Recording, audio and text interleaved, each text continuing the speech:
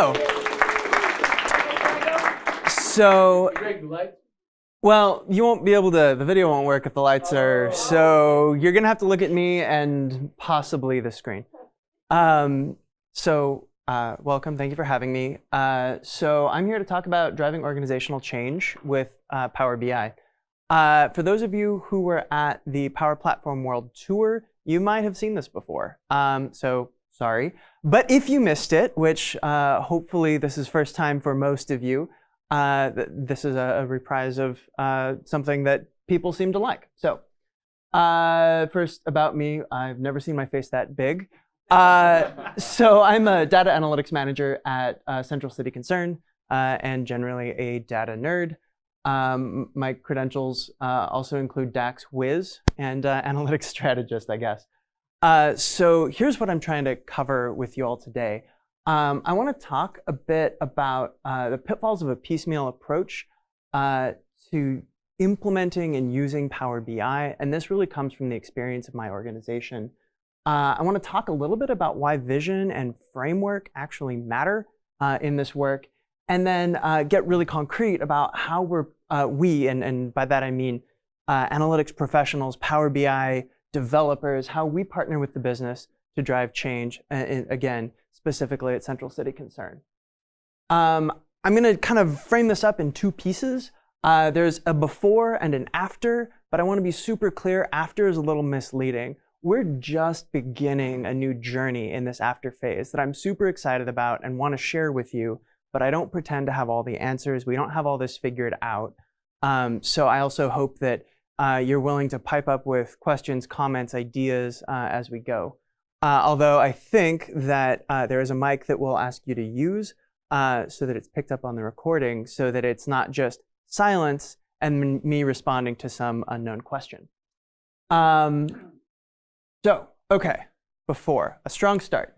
I want to start, I guess, just by describing Central City Concern a little bit for those of you who aren't familiar. So we're a nonprofit homeless service organization here in Portland, based mostly in downtown, but we just opened a large facility in East Portland. We provide affordable housing, a whole suite of healthcare, and also job training and employment assistance. So we really try to provide a suite of services to people experiencing homelessness or at risk of homelessness in our community. So that's a bit of who we are. Also, in case it matters, we're a fairly large organization, about 1,000 employees. We do all sorts of things, which I think is part of maybe why this Power BI story is interesting, because we're not just a little nonprofit or company, where we've got a handful of users. We're trying to do this, maybe not at scale like some of the organizations you're with, but we're dealing with some of the challenges of a complex organization. A few challenges that are I think important to note about Central City Concern. So we operate in multiple highly regulated industries, healthcare notably, substance use treatment especially, but also housing. This makes our world a little bit complicated. And we also are kind of inheriting the effects of years of underinvestment in analytics, of course, but also in just our data infrastructure and IT in general. So we feel those effects. And then notably, the culture of our organization, I think, presents a little bit of a challenge. We're a scrappy nonprofit, at least in history, and certainly the people who join us have this real bootstrap ethos, and that makes things like standardization really hard. And I suspect that I'm not the only one here who's in a situation like that. All right, so this is our before story, where we started. So we started implementing Power BI and building a data warehouse with the help of CSG Pro actually a little over 4 years ago now. And it was fabulous. The organization decided to start investing in building a data warehouse. And we were pretty early adopters of Power BI, because Power BI is only about 4.5 years old right now. And our approach to engaging folks in the business was to go out and identify data-savvy leaders and find business problems that intersected with those leaders so that we could start to get some traction. And this was absolutely the right place to start but I think as you'll hear as I kind of go on, we needed to evolve that a little bit. So you can't really see this very well, but this is just a screenshot of one of our fairly early outcomes reports. And as a note about all the visuals that I'm going to be showing you today, I have applied a bunch of filters to these so that I'm not really exposing any. It's real data, but it doesn't really mean anything. So if you're looking at things and thinking that doesn't make much sense, well, it's because I applied some crazy filters. But hopefully it'll still make some sense. So the reason I'm showing this report is largely because Power BI was just life-changing to our organization. It was the first time ever that we had just ready access to information about the way we ran the organization and our clients' outcomes, and we could put that in our leaders' hands. And it's just amazing. And that kind of new shiny object syndrome, I guess, persisted for a long time just because of how cool and powerful all of this was. So as much as I'm casting this as a before and after, the before was really great. We just needed to evolve it. So I'm just going to highlight 3 reasons that we actually really needed to change. So one of those is that because we were engaged, the way we were engaging our customers, and when I say customers, I mean customers to me, so leaders in the organization. We were building out customized reports for our different programs, but that had a side effect of this proliferation of near duplicate reports. So in this image that you might be a little hard to see here, each one of these 5 rectangles represents an app in Power BI. And then the color-coded words there, those are names of reports. And you'll notice that, for example, there's in blue, this thing called a code report. In 5 apps, I have 6 different versions of that. And so that is certainly a maintenance problem, but sometimes we just have to deal with that. The real problem with this is I can't tell you how many confusing phone calls I was a part of, and probably many more that I was not a part of, where I'm sitting on the phone with one of my leaders, and we're just basically bashing our heads into the keyboard because we don't understand why the other person doesn't understand what we're talking about. And it would turn out that we were looking at 2 different versions of the same report. We'd say the same words, we'd be clicking on the same visuals, but they were just different enough that it led to problems with communication and, of course, distrust in the data that we were looking at. Another reason that we needed to change.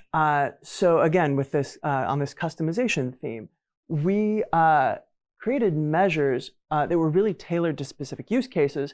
But what that ended up doing inadvertently was exacerbating disagreement in the business about what some of our key business drivers actually are.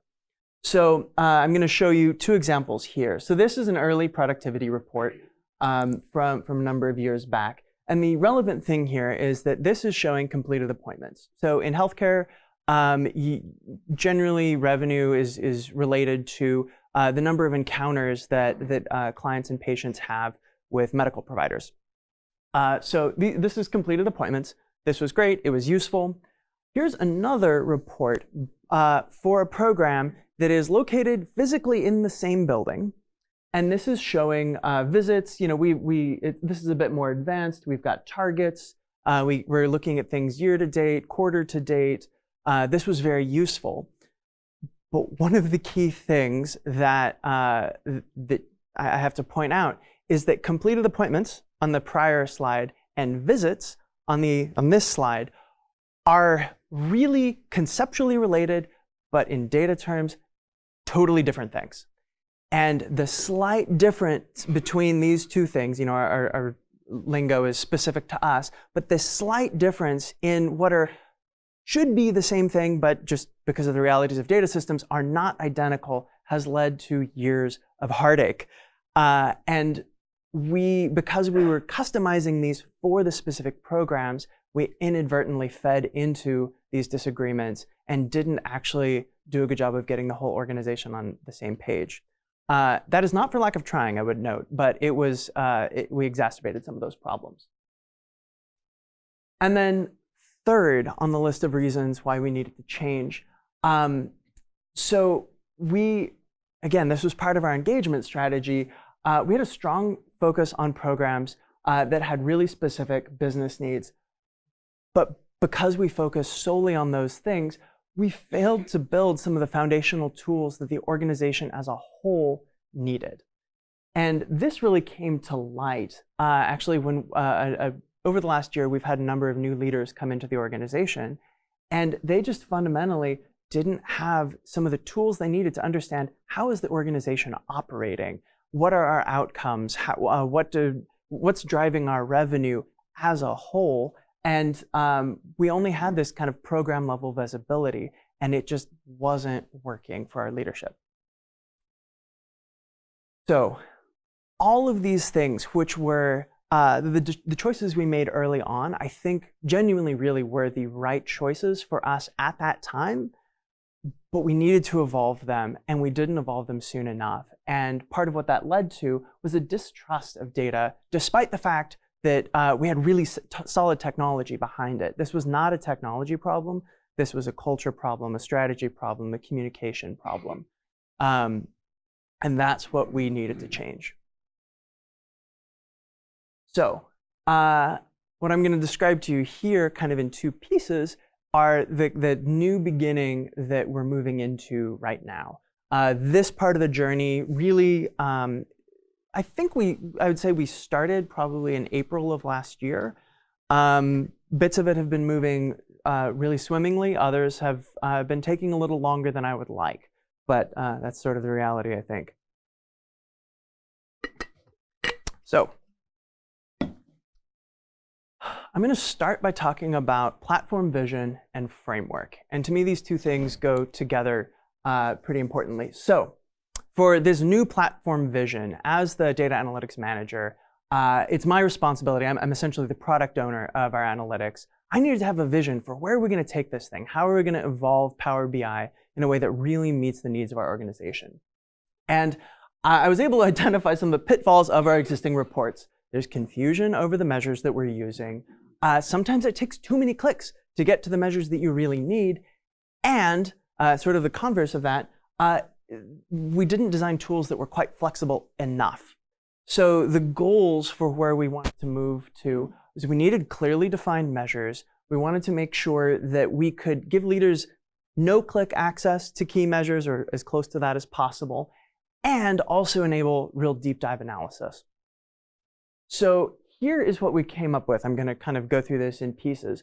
We're actually starting now with balanced scorecards. And this is, if you're not familiar with balanced scorecards, at this point they're, I don't know, 25 years old. It's a concept that I think came out of Harvard Business School, or at least out of the Harvard Business Review. And the general idea is that they're intended to present key measures in a balanced way, so it's not all just about finances, that just give high-level insight into what's happening on a small set of key measures. And let's see, I think I described that a bit here. Yeah, so it's not just about financial performance. I can't remember what the kind of traditional balanced scorecard looks like. We've adapted it slightly for our organization. So we have 5 pillars that we're working with, which is clients served, our effectiveness, our engagement of clients, our engagement of teams and employees, and then also sustainability. So if we do this well, we've got measures that really give us a holistic view of how the organization is performing.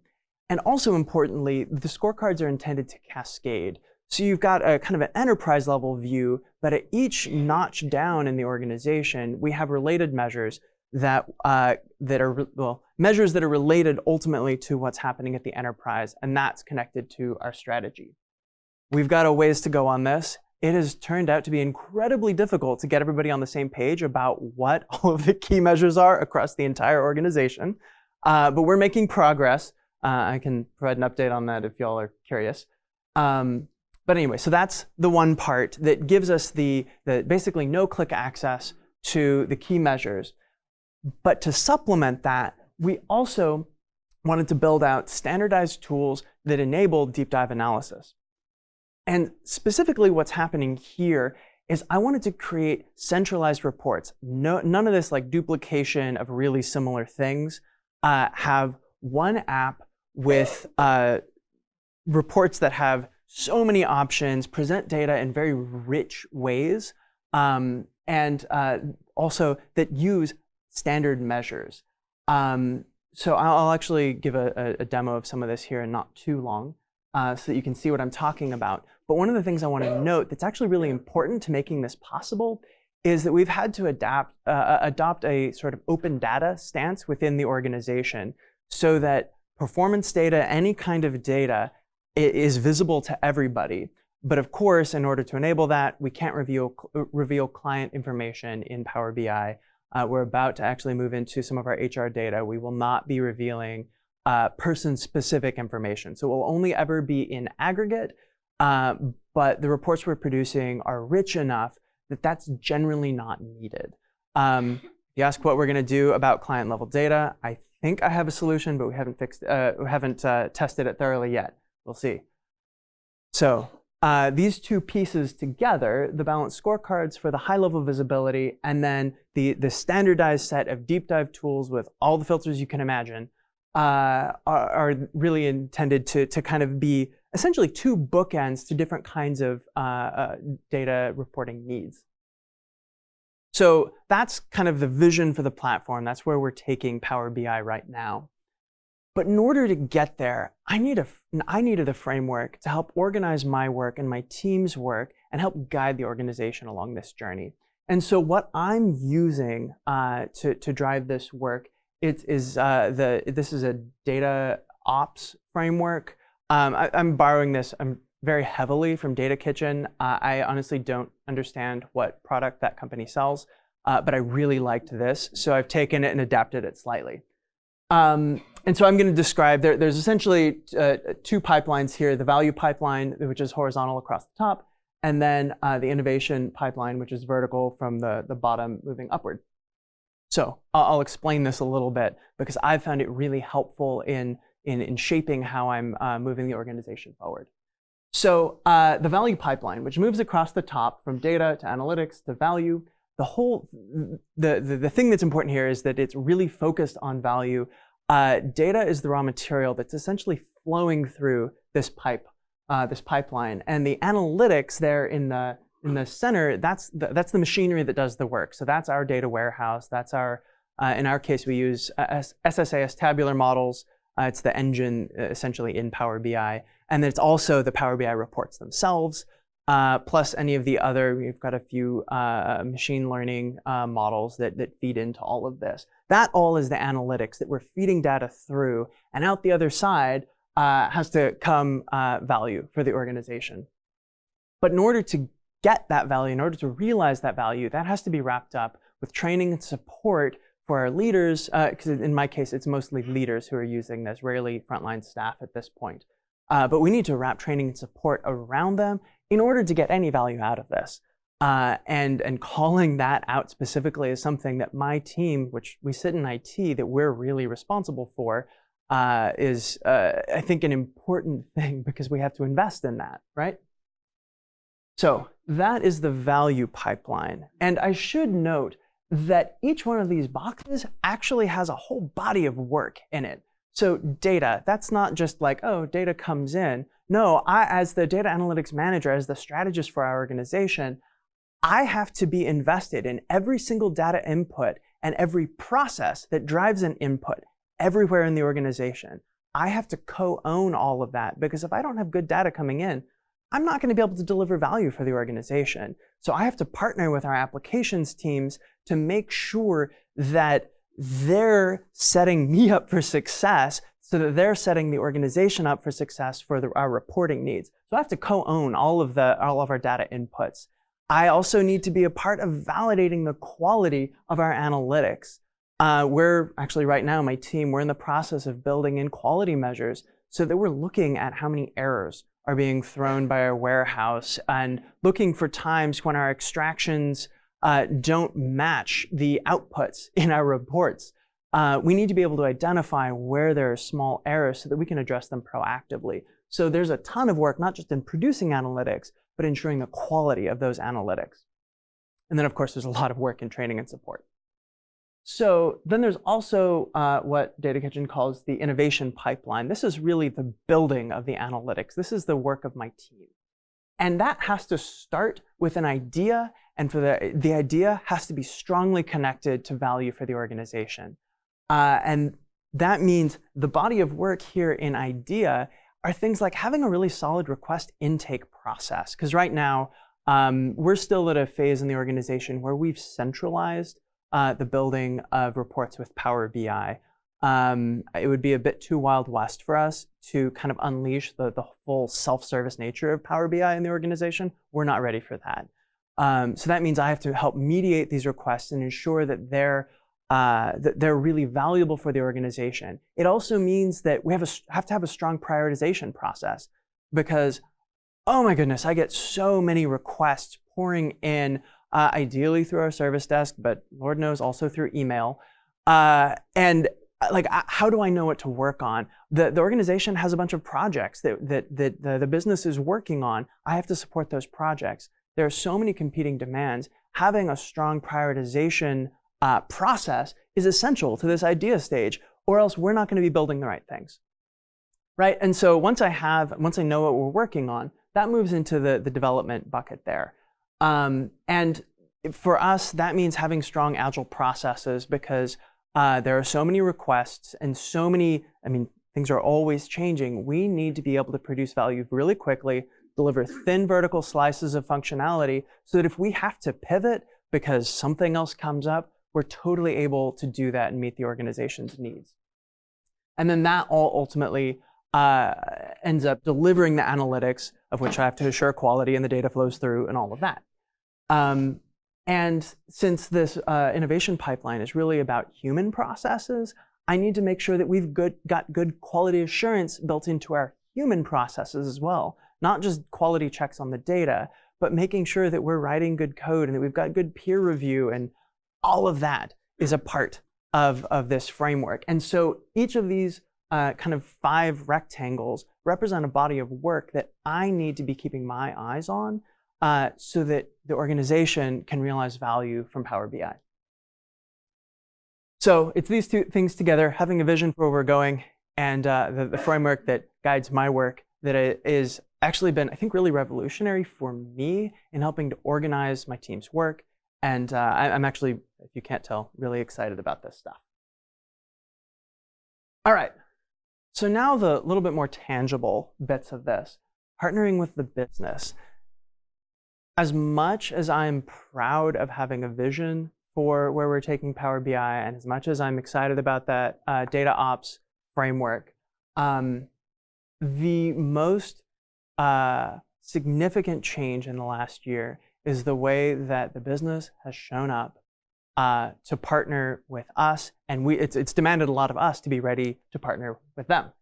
So what this has looked like on the ground over the last year is having executives who were not willing to say, oh yeah, having just individual program-focused reports is fine, I don't need visibility. That's not going to cut it anymore. They've got a clear vision, they want balanced scorecards, and having that kind of clarity from them, demanding that, is actually really great. So that piece has been set out. It's clear. I'm working with my chief operating officer on the plan for how we're going to get to a balanced scorecard, first for the enterprise, and then really cascaded throughout the organization. And then the other bit that's actually been really exciting to watch, this has been evolving in various ways, but especially in the last 6 months or so, there's been this focus on operational excellence. We shorten that to OpEx for short. And it's a new accountability structure for our operational leaders. And it's been enabled by having some of these shared tools, by having balanced scorecards that all look the same, and by having the deep dive tools that are literally the same. This has actually been really cool to watch. So just to give you a little bit of flavor about what OpEx has looked like for us. So it's this kind of cadence and structure around accountability. So I've got sort of a general diagram here of kind of the structure of how things are working. So of course, we've got executives who are doing kind of a monthly review of data and trying to understand how programs are performing. But that's really supported by these in-depth KPI reviews where some of our executives and senior leaders are meeting with the kind of middle managers and operational leaders to, in most cases, on a weekly basis, actually look at the KPIs on their scorecards and talk about them. And not just what are the numbers, but what are the stories behind those numbers, so that it's not just, because they can log into Power BI and take a look at those numbers themselves, but having that opportunity for engaging around what's actually happening on the ground and how performance is how it's going based on the various initiatives that those managers are trying to work on. And that is actually in partnership with a resource review by senior leadership, because if we're not doing well on one of our KPIs, it's not just enough to kind of for the executives to shake their finger at the program and say, do better, work harder. They need more resources. And so the fact that they've coupled these two together on a cadence that matches, I think, has been really important. But honestly, the single most exciting thing about all of this to me has been this kind of bottom row, this daily program oversight, as I phrased it here. What they're doing is they've got what they're calling visibility boards in team rooms. And all that is a piece of butcher paper on the wall, and with Sharpies, they're counting. So rather than using Power BI at all for some of this, they're engaging frontline staff in doing things like, productivity in healthcare, like I said, is driven largely by these encounters between clients and healthcare providers. And those are things that you can count really easily. And rather than asking staff to go in and engage with a technology product, they come out of a session, put a tick mark on the wall. And although there's maybe a little bit of tedium in that, it's actually, I think, a really brilliant engagement strategy to make something that may feel scary like data super tangible. And then, of course, the program leaders, it's great for validation too, because their staff are literally counting what's happening on a daily basis. And if my program leaders go into Power BI and see a number that doesn't match, I'm getting a phone call. And it's great because we've actually surfaced a number of areas where it's usually actually not validation, not exactly data problems, but more of a misunderstanding or different filters that are being applied, because turns out when we defined our key measures, we define that slightly differently than maybe the staff on the ground think about it. And sometimes that means we have to change things, but more often it's an opportunity to educate the middle managers about how the business actually operates and how revenue, how the things that their staff do don't translate one-to-one into revenue. And that kind of business understanding has been, I've seen a lot of growth in that area that's been pretty fabulous. So I can't take credit for the OpEx work at all. That's really been driven by the business. And I've just been really happy to be able to provide some of the tools that enable that. And then one other thing that we've really been focusing on in this process, we're beginning to dive into data governance a little bit. And the way we're starting is by identifying measure owners, because in order to provide reports that really mean something and are consistent, we have to be clear about what it is that we're measuring. So there are people in the business who own the definitions of measures. This is different from owning the performance against targets that we've set on those measures. This is literally somebody who says, yes, that is the right definition for the thing that we're measuring. And man, we're starting small. I can't emphasize that enough. We're doing a lot to standardize. So as part of this operational excellence work, we started in our outpatient health services with 6 measures for all of, it's actually a whole bunch of different programs, and all of those programs use exactly the same 6 measures. And that was really hard at first, but man, it's been freeing when our leaders who have all of the nuance of their daily operations in their head, there was a bit of struggle when they're like, all the nuance, but only 6 measures? But I actually had some really amazing conversations last week with our director of our mental health programs. And she struggled with that for a minute, but we met a few times during the week. But by Thursday, she was like, this is great. This is super easy. I know all the ways this is complicated, but you know what? These are the right 6 things. And she's excited to be able to present those to our executive leaders. And it's actually been freeing because she doesn't have to worry about measuring all of the nuance. She can tell those stories when she's talking to her executive leaders, but she doesn't have to worry about that in the same kind of depth. We're not there yet, and starting with these 6 measures has really, I think, been a powerful thing for our operational leaders. And I should note that we started with those 6, but we are dipping our toes in adding a few custom measures for programs that operate a bit differently and actually do need some of that nuance. So I'm not holding a hard and fast line there. That there's a certain amount of give and take that I have to be willing to do. So this is really kind of the end of it here. And these are my outcomes. So what I've been measuring for my team is active users in Power BI. So I'm looking at 7-day active users and 30-day active users. And I don't know. I don't love this. There's a lot of variation that I haven't quite figured out what's driving it.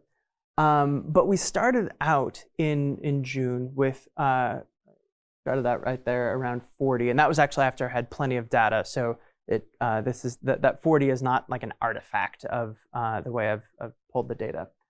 But I'm happy to report that we've essentially increased the number of 30-day active users to averaging around 60 at this point. So that's a 50% increase. But what I want to see and what I want to get to is having much more consistent use of our tools. Because if my team is delivering the right tools to the organization, that means there are going to be people living and dying by, well, hopefully not quite that extreme, but people constantly using my tools. They should be in there weekly. It should match the cadence of the meetings that they're having. I want to see the 7-day active users to just be steady. And I want the 30-day active users. I think I've got, if I'm counting managers, there's about 100 managers in the organization. I want to get that all the way up to 100, not just sitting around 60. So I know that I've got work to do. Some of this I think is driven by frustrations around not understanding all of the data, because our organization is complicated, and data, the reports that we're producing are still a little bit complicated. So there's work to do, but I'm proud of what we've done in the last 6 months especially. So, yeah. What I'm going to do to sustain engagement, we'll see. I've actually been doing a lot of this at the elbow support, both my team and actually I'm doing a lot of it myself as well. I'm the face of Power BI for the organization, and so I get lots of phone calls, and I am more than happy to show up to somebody's desk and sit there and work through some of the problems that they're having, which are often, as it turns out, problems of confidence. They're clicking on the thing, they think it's the right thing, but they aren't sure. And man, just having somebody to sit there and say, yeah, you did the right thing, has actually been working pretty well. Hey, great. You can see that possibly. We're using dark theme, it seemed cool. So what you're looking at is an example of a not yet balanced scorecard, currently very unbalanced scorecard, for a demo program. And on the left-hand side here, so in Power BI terms, this is a dashboard. So there are reports underneath this, and we've pinned them to this dashboard. And we've kind of organized things into horizontal bands. So we've got, in this case, 2 measures that relate to the client served pillar, and then a lot of work to do in these blank ones. And then in our sustainability pillar, we've got 4 other key measures underneath there. We're using just the KPI visual, which for colors, we've chosen, instead of red, yellow, green, we've chosen red, orange, blue to be colorblind friendly. It takes a little bit of explaining, but people seem to get when I talk about true blue is what you're aiming for. They're like, okay, it rhymes, that's fine. I'm used to green, but I'll work with true blue. And then, of course, I've preloaded things here, but if you click into any of these, there's a report underneath. And we've kept the formatting of these as standard as possible, just so that it's easy for folks who aren't looking, people don't click into this all the time. So we want to make it really approachable. And our goal was to try to help answer like the first 3 questions that come to their mind. Like, what are the things that we think that they might want to know? anytime they click into a measure. I'm not sure if we've totally achieved that, but it seems to be working reasonably well. My team actually developed a custom visual here, which has been pretty cool because it allows us to, have control charts and run charts and kind of fancier trend lines. And folks have found that reasonably engaging. But kind of having the high level as the first thing that you look at, but the ability to click through into something that isn't overwhelming has actually been, I think, pretty successful and something that my users have really liked. But often the question that comes up is, wait, what does visits per business day mean? What the name of this measure?